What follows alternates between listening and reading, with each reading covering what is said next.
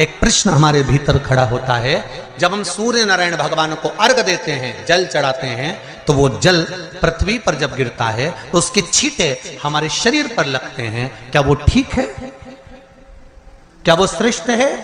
तो शिव महापुराण की कथा कहती है, जब हम सूर्य को अर्घ देते हैं, सूर्य को जल चढ़ाते हैं, वो पानी जब पृथ्वी पर गिरता है, उसके छींटे हमारे शरीर पर लगते हैं, तो वो श्रेष्ठता का भाव निर्मित करते हैं। वो गलत नहीं हो सकता। कारण अब वो भी समझ लीजिए।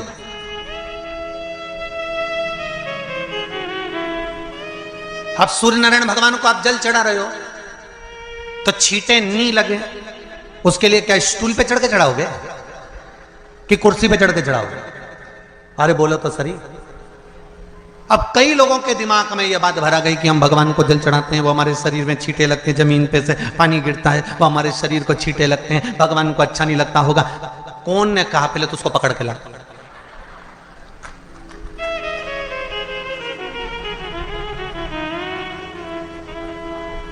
क्योंकि मेरे राम जी महाराज, मेरे भगवान कृष्ण, बड़े बड़े संत, साधु, सन्यासी, तपस्वी, साधक, उपासक जितने भी हुए, जिन्होंने सूर्य की आराधना करी, इन्होंने टेबल पे चढ़कर या कुर्सी पे चढ़कर जल नहीं चढ़ाया। इन्होंने पृथ्वी पर खड़े होकर ही, क्योंकि पृथ्वी तत्व के देव हैं शिव।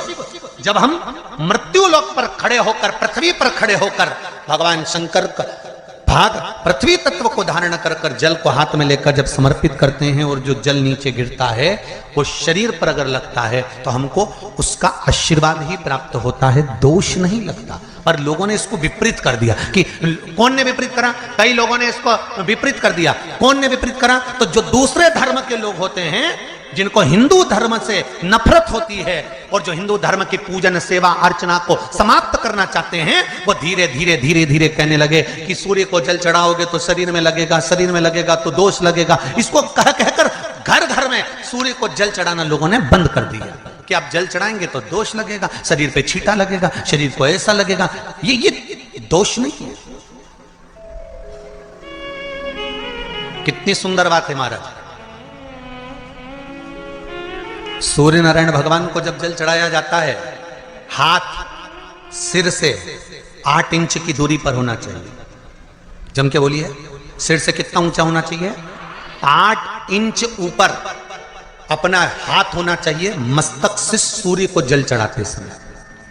और ना चांदी का, ना स्टील का, ना लोहे का, ना प्लास्टिक का, ना कांच का, ना सोने का कोई बर्तन, ना कांसे का, ना एल्युमिनियम का, ना पीतल का, केवल एक पात्र होना चाहिए, वो है तांबे का। काय का पात्र होना चाहिए? तांबे का पात्र। और सूर्य नारायण भगवान को जब 8 इंच ऊपर तुम्हारा हस्त है, और जब हम सूर्य को जल चढ़ा रहे हैं, कैसे जल चढ़ाना है वो भी समझ लीजिए।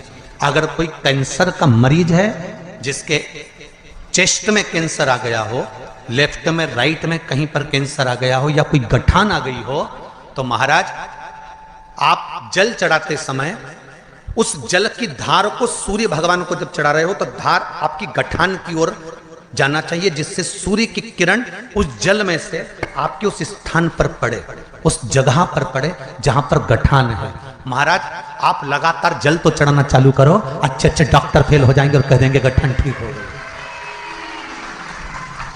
आपका लीवर और किडनी गड़बड़ कर रहा है, आप प्रतिदिन, आपका स्वास्थ्य गड़बड़ रहता है, आप प्रतिदिन ये ज्योतिष शास्त्र के अंतर्गत, रत्न शास्त्र के अंतर्गत, ये रत्न शास्त्र, ज्योतिष शास्त्र, रंग शास्त्र जो हमारे यहाँ है, रंगों के हिसाब से ये जितने रत्न होते हैं, माणिक हुआ, सोन, मोती हुआ, नीलम हुआ, मूंगा हुआ, पुखराज हुआ, ये क्यों कहते हैं ये पीला है, ये सफेद है, ये नीला है, ये लाल है, इसको शरीर में